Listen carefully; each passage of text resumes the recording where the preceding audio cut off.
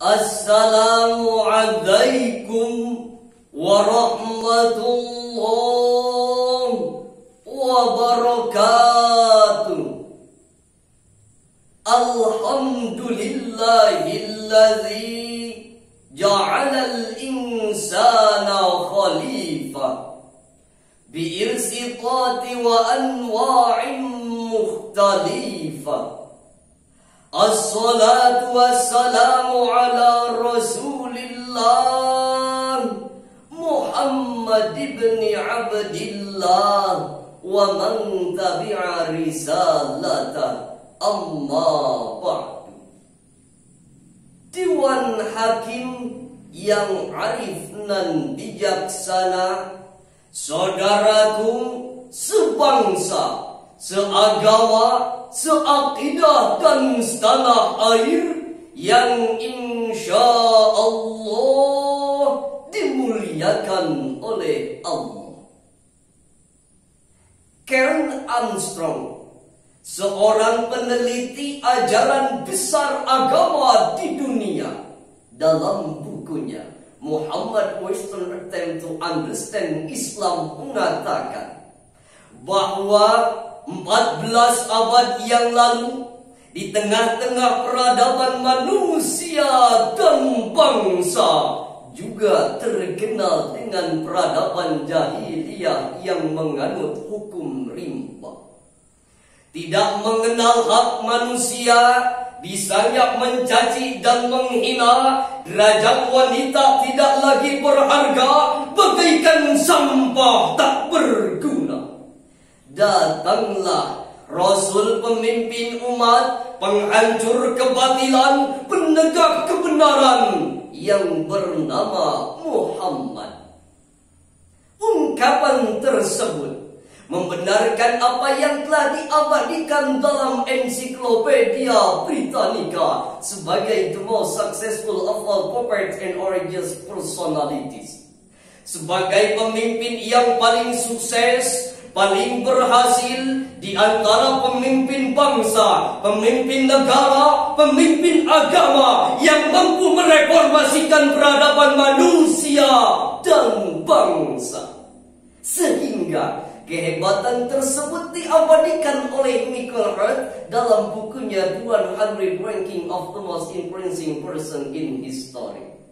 Oleh karena itu, pada kesempatan yang berbahagia ini, izinkan kami menyampaikan sebuah syarahan yang berjudul Implementasi Kepemimpinan Rasulullah di NKRI, dengan landasan Al-Quran Surah Al-Ahzab ayat 21. Mari kita renungkan. A'udzu billahi minasy syaithanir rajim.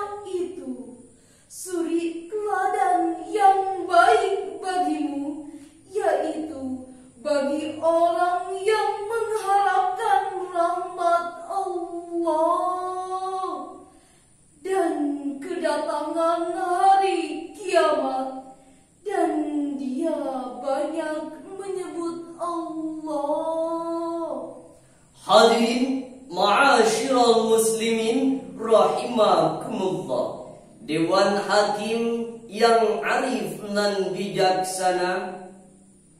Saudaraku, ayat tadi dari segi ilmu balaghah merupakan kalam khobari yang menginformasikan kepada kita bahwa sungguh telah ada pada diri Rasul suri tauladan yang baik. Kalau kita kaji secara spesifik ayat ini dari segi semantik, laqad kana lakum ay lamun ibtida wa qad ditahqiq li annahu fi'lul madi yadullu ala ta'kid. Sedangkan menurut Syekh Abdul Rahman Al-Akhdari bahwa laqad kana lakum fi Rasulillahi uswatun hasanah mengandung 4 taukid. Yang pertama lam ibtida, yang kedua qad, yang ketiga kana, yang keempat jumlah ismiyah. Sebagaimana dalam kitab Johharul Maknun bait 47 biqasamin qad inna lam ibtida wa nunaji taukidi wasmin ukidah. Dan menurut Imam Ali As-Sabuni dalam kitab Tafsir Sofatut Tafasir juz 2 halaman 476 menjelaskan kalimat laqad kana lakum fi Rasulillahi uswatun hasanah ay al-mithalul ladzi yajibu an taqtadiya lahu fi jami'i aqwalihi wa af'alihi, yang artinya Rasul merupakan figur yang luhur, contoh yang tinggi yang patut kita teladani baik perkataan ataupun perbuatannya. Lalu bagaimana dengan pemimpin bangsa kita saat ini? Jawabannya, alhamdulillah saudaraku, di negara tercinta ini tidak sedikit para pemimpin yang memiliki akhlak terpuji yang patut kita teladani. Tidak sedikit para pejabat yang senang mengayomi lapang dada ketika dikritisi.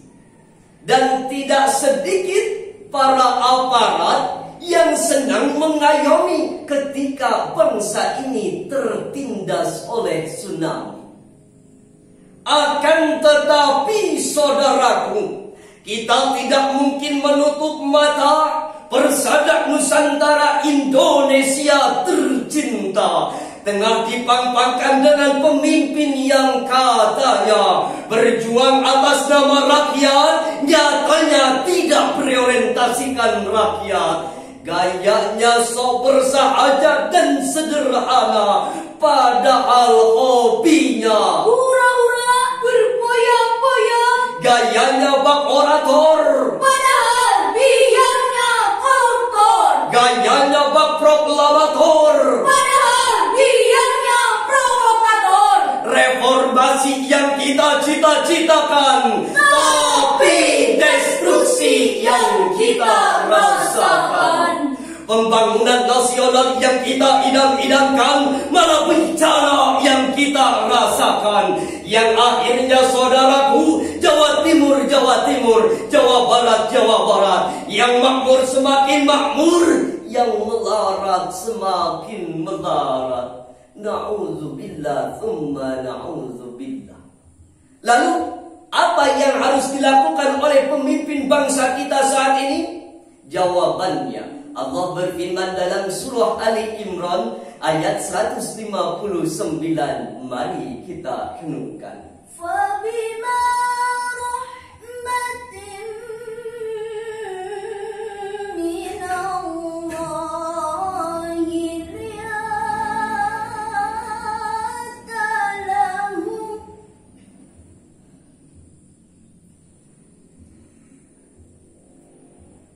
walau kunta fazzan ghalidhal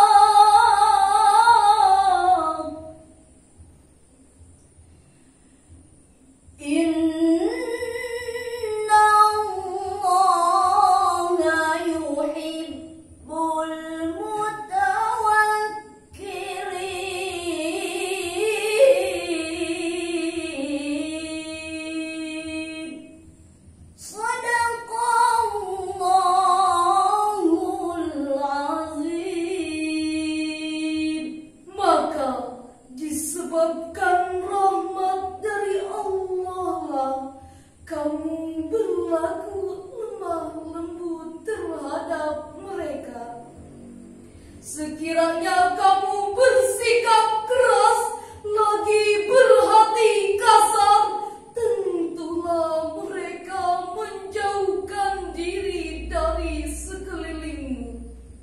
Karena itu, maafkanlah mereka, mohonkanlah ampun bagi mereka, dan bermusyawarahkanlah dengan mereka dalam urusan itu. Kemudian apabila kamu telah membulatkan tekad, maka bertawakallah kamu kepada Allah. Sesungguhnya Allah menyukai orang-orang yang bertawakal kepadanya. Maha benar Allah dan Maha Agung dengan segala firman-Nya. Hadirin ma'asyiral muslimin rahimakumullah. Profesor Dr. Quraisy Shihab dalam tafsir Al-Misbah juz 2 halaman 256 sampai 260 menjelaskan ayat tadi bahwa pada ayat tadi terdapat 3 akhlak pemimpin yang dicontohkan oleh Rasul. Yang pertama, linta lahum. Rasul senantiasa berlemah lembut baik terhadap kawan ataupun lawan. Yang kedua, fa'fu anhum wastaghfir lahum. Rasul senantiasa berlapang dada, mudah memaafkan dan memohon ampunkan bagi orang yang bersalah. Yang ketiga, wasyawirhum fil amr. Rasul senantiasa bermusyawarah dalam setiap menentukan pilihan. Itulah saudaraku cara dan strategi Rasul sebagai pemimpin agama, pemimpin negara yang berlandaskan akhlak mulia. Dengan demikian, apabila bangsa kita ingin maju, bangkit dari keterpurukan dan krisis berkepanjangan, setidaknya ada 2 komponen yang harus kita lakukan. Yang pertama, sebagai seorang pemimpin harus berakhlak mulia sebagai figur sentral setiap warga negara. Yang kedua, kita sebagai warga negara harus ikut berpartisipasi dalam memajukan negara tercinta ini. Jika 2 konsep tersebut kita lakukan, kami yakin bangsa Indonesia ini akan maju, bangkit dari keterpurukan dan mampu bersaing dengan negara-negara lain, sehingga negara kita menjadi negara yang baldatun thayyibatun wa rabbun ghafur. Amin ya Allah ya rabbal alamin. Saudaraku yang dimuliakan Allah Subhanahu wa taala, Dewan Hakim yang arif dan bijaksana, dari uraian tadi dapat kita simpulkan bahwa untuk membentuk suatu negara yang jaya, subur dan makmur diperlukan pemimpin yang berwibawa dan berakhlak mulia, serta warga negara yang ikut berpartisipasi dalam memajukan negara tercinta ini, yang akhirnya negara kita menjadi negara yang baldatun thayyibatun wa rabbun ghafur. Amin ya Allah ya rabbal alamin. Sekian dan demikian, mohon maaf atas segala kesalahan. Ditutup dengan sebuah pantun. Buah mangga, buah delima, salad India dari Jakarta. Jika bangsa kita ingin jaya, akhlak pemimpin harus dijaga. Wassalamualaikum warahmatullahi wabarakatuh.